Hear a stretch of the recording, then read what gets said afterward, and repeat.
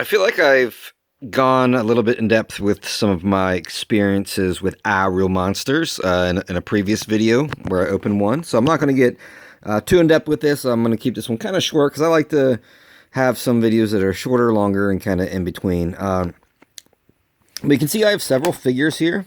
So this is Oblina. So obviously there's Ichthys, Oblina, and Crumb. Those are kind of the main protagonists of the show. And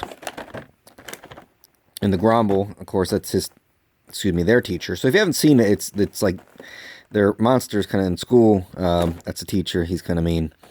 And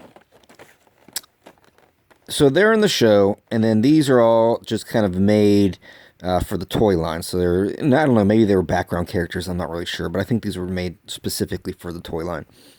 So I'm going to open Oblina today. I had Ichthys as a kid. That's the only one I had as a kid. Watched the other video where I opened Scarfer, which is actually a pretty cool figure that like eats these bugs and like poops them out or whatever. So my friend Chris from Yojo Outlet, a little plug for Yojo Outlet, got me these for my birthday this year, 2019. I turned 36, and what else do you get a 36-year-old grown man than action figures from 1990, this is 94? 95. So this is cool because I had her, but she wasn't in the best shape, so it's nice to have a mint one. Obviously complete because she didn't come with anything. The three main characters, they didn't come with anything.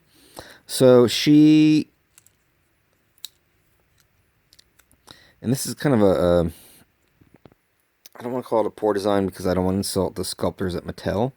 But the idea is you flip the switch, her tongue kind of pops out because she's supposed to be, kind of scaring you. That's sort of her scare feature. It's whatever. So it says here, feared and fearless, Oblina is one of the Academy's most creative scarers. She gives nightmares a bad name. Slide button on her back up and see why she was voted most likely to scare. So not a great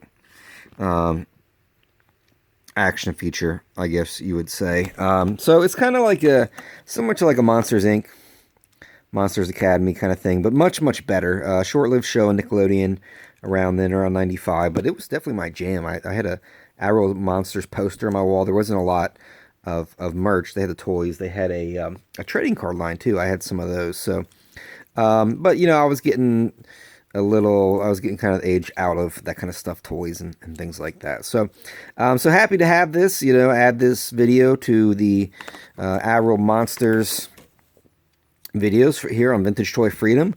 Obviously got a couple other folks over here that I'm going to open at some point in the future. So keep an eye on that and, like and subscribe and everything else. And, if you're a fan of Aaahh Monsters, let me know in the comments. Tell me, did you like the show? Who was your favorite character?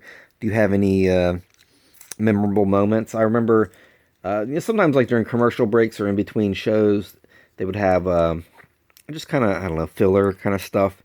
And one time they showed the voice actors for Aaahh Monsters in the studio. And it was kind of cool because I'd never really seen that before. So that was kind of my first experience with that. Because sometimes you'll see that with like, they might show somebody like in some of the classic kind of like 90s Disney, like Lion King or whatever. They'll show some of the voice actors in the studio. But I had not seen that before. And it's just kind of unique that it's Aaahh Monsters of all things. So a little bit of a, kind of cult fan base. I see some of this stuff coming back. There's like Nick Box, which is kind of like some of those mail order, like not prize, but you know what I mean? Those mail order collectible things. And so there's some Aaahh Monster stuff included in those as well. So thanks for watching. As always, open your toys, play with them, and have fun.